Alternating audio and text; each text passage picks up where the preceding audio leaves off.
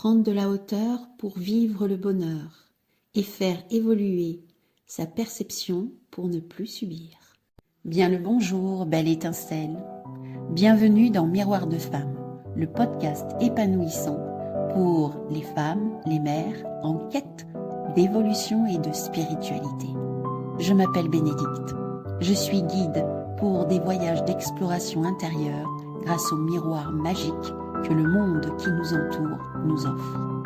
Je m'adresse à toi, belle femme, en recherche d'équilibre entre ton rôle de femme et de mère, toi qui désires être à l'écoute de tes véritables besoins, avec cette volonté d'y répondre en toute légitimité et sans culpabilité. Toi qui ressens l'envie de répondre à l'appel de ton âme pour grandir en conscience et vivre ta spiritualité en toute liberté au quotidien. Je vais te conter ici des histoires de la magie, de l'âme qui agit, des récits de clés qui t'ouvriront de nouvelles portes pour élargir ta vision. Prête pour le grand voyage? Alors c'est parti, abonne-toi pour que chaque épisode arrive à toi. Dans cet épisode 2 Clé Clarté, je vais partager mon interprétation de cartes du tarot akashique pour t'offrir la possibilité de faire évoluer ta perception du monde, ta perception de la relation à l'autre, par exemple avec ton enfant, et aussi avec celle avec toi-même. Mais avant de te raconter l'histoire de ces cartes qui sont sorties aujourd'hui pour te parler du bonheur, voici une petite explication sur les mémoires akashiques. Peut-être que tu ne connais pas. Moi, je l'appelle le royaume akashique. J'aime le percevoir comme un espace merveilleux d'amour, là pour me soutenir et m'aider à avancer dans une vie remplie de bienfaits. On peut l'appeler aussi bibliothèque akashique. C'est un espace énergétique et vibratoire, un réceptacle d'informations qui sont là du passé le plus lointain, du présent et aussi de tous les futurs potentiels. Sont enregistrées toutes les possibilités non vécues, les rêves non accomplis aussi. Chaque âme a son dossier avec toutes ses expériences vécues sur les différentes lignes de temps. Sont enregistrées nos pensées, nos croyances, nos paroles, nos interactions. Ce réservoir est infini. C'est de l'information à l'état vibratoire et il est en perpétuelle expansion. Chaque mot que nous prononçons, les intentions que nous avons, les prières que nous faisons s'inscrivent dans notre dossier akashique. Il oriente notre vie future. Ce sont des graines semées, d'où l'importance de notre langage interne et externe, ainsi que de nos intentions. Alors en ce qui me concerne, c'est en 2019 que le champ akashique s'est ouvert à moi. Au fil du temps, grâce à des séances de lecture que j'ai pu avoir, et aussi grâce à la découverte du tarot akashique, le tarot de Sharon Ann Klinger et de Sandra Ann Taylor, je suis partie en exploration pour ma plus grande joie. J'ai pu accompagner plusieurs dizaines de personnes grâce à ce tarot et aussi grâce à mes capacités subtiles qui se sont révélées à moi comme l'intuition, la clairsentience, c'est la capacité à ressentir dans son corps les informations à transmettre. J'ai aussi de la claire compréhension. L'information arrive, je le sais, je la transmets et ça tombe à pic, si je puis dire. Ça a été un vrai travail pour moi sur la confiance en moi pour oser exprimer. Pas facile d'exprimer ce qu'on ressent au point de vue subtil. J'ai aussi accepté mon droit à l'erreur. D'autant plus qu'une information captée en ce moment peut être juste à l'instant T et 2 minutes plus tard changer. Car le monde est en pleine transformation, tant de personnes sont parties en introspection, travaillent sur eux, acceptent leurs défaillances, acceptent leur lumière, et à chaque instant, le monde bouge en permanence. Donc, il est important de garder à l'esprit tout son discernement quant au message transmis. Alors voilà, chaque personne va percevoir l'information depuis son point de vue pour se faire évoluer vers l'amour de soi inconditionnel. Alors bien sûr, au regard de ce que je viens de te dire, Je t'invite à faire preuve du plus grand discernement quant au message que je vais transmettre ici ou ailleurs. Alors, dans cet épisode 2, je vais te délivrer le message pour cultiver le bonheur dans ta vie. Ce message arrive avec la carte 17, arcane majeur, le guetteur. L'arcane majeur fait référence à ton moi supérieur, à ton âme, à la source, à l'essence de l'être. Voilà ce qu'elle te transmet. Je vais commencer par te la décrire. Alors, cette carte a un contour rouge, rouge comme l'ancrage, rouge comme la passion, et on voit une image d'un bateau ancien avec des grandes voilures.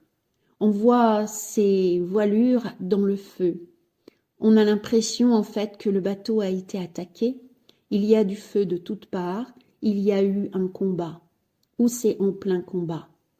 En haut d'un mât, on voit un guetteur avec des jumelles qui regardent au-delà. Au-delà du combat. Au-delà de ce qui se passe dans ce sentiment de conflit. Cette carte t'invite à prendre de la hauteur quand un conflit arrive dans ta vie, peut-être avec ton enfant. Prendre de la hauteur et voir au-delà de ce qui vient de se dire. Aller voir un petit peu le message qui a besoin d'être entendu, le véritable besoin de l'enfant en face de toi, ton véritable besoin aussi. Fais avoir du discernement par rapport à ce qui se passe. Les flammes sont là, le guetteur regarde au-delà, que se passe-t-il? Si toi tu prends de la hauteur par rapport à une situation, comment vas-tu l'apercevoir? Pour t'aider dans ta réflexion, je vais te lire le petit texte lié à cette carte. Un homme regarde à travers des jumelles depuis le nid de pie d'un grand navire mâté. Un combat a lieu sur le pont au-dessous de lui. Une carte vous suggère de rester à l'affût. Il y a une situation difficile, peut-être même une sorte de combat autour de vous. Vous pourriez subir une chute, une perte soudaine de votre position. Mais si vous êtes vigilant, il vous est possible de concevoir un plan de sauvegarde qui vous aidera à traverser plus facilement cette période difficile. Cette phase peut être temporaire, mais il est important de conserver votre équilibre. Votre force vous portera vers les meilleurs temps à venir. On comprend bien que cette carte nous invite à éviter de partir dans la réactivité, prendre de la hauteur. Peut-être, si le conflit est là, se retirer, prendre un temps de respiration pour voir les choses d'une manière différente. Peut-être essayer de comprendre la position de l'autre. Qu'est-ce qu'il a à dire? Qu'est-ce qu'elle a à dire? Voir les choses avec du recul. D'autre part, la carte en dos de deck, le 5 de parchemin, la diversité, qui est arrivée en position inversée, apporte un complément d'information. Dans cette carte, on voit une femme sur un balcon avec plusieurs parchemins.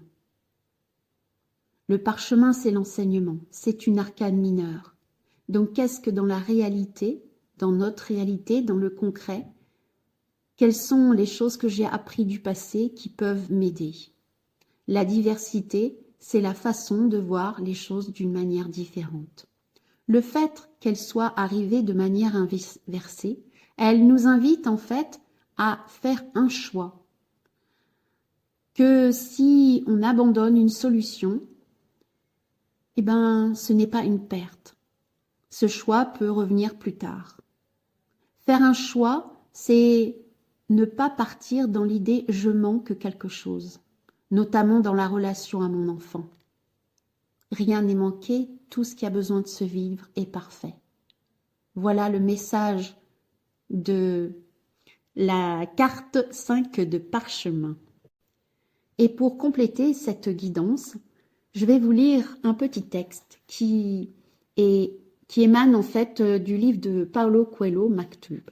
C'est plein de petits textes et j'aime m'en approcher pour avoir une guidance par moment, un texte inspirant qui peut m'aider en fait à voir la situation avec plus de perspective, je dirais. Voici le texte. Un vieillard sur le point de mourir appelle auprès de lui un jeune homme et lui raconte une histoire héroïque. Au cours d'une guerre, il a aidé un homme à s'enfuir, lui donnant abri, nourriture et protection. Mais lorsqu'ils arrivaient sur le lieu, l'autre a décidé de le trahir et l'a livré à l'ennemi. « Et comment vous êtes-vous échappé ?» demanda le jeune homme. Je ne me suis pas échappé. Je suis l'autre, celui qui a trahi, avoue le vieillard. Mais lorsque je raconte cette histoire, comme si j'étais le héros, je comprends mieux tout ce qu'il a fait pour moi. Ce texte invite à prendre la position de l'autre pour comprendre ce que l'autre vit, ce que l'autre fait, ce que l'autre, comment il réagit, et ça peut aider en tout cas à prendre de la hauteur, à voir les choses d'une manière différente.